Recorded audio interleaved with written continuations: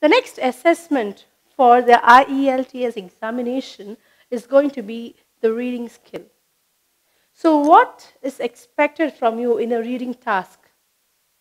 You are given a comprehension passage, followed by which you are asked few questions.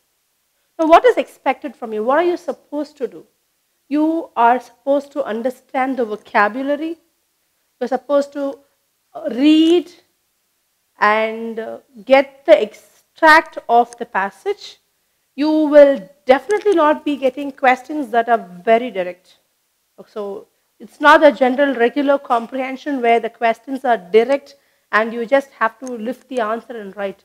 No, this completely involves or it requires your most of your observation and understanding. So you will really have to comprehend the meaning to answer the questions that follow.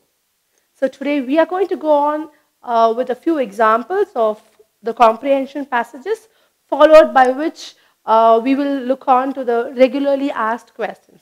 Let's move on to the first passage.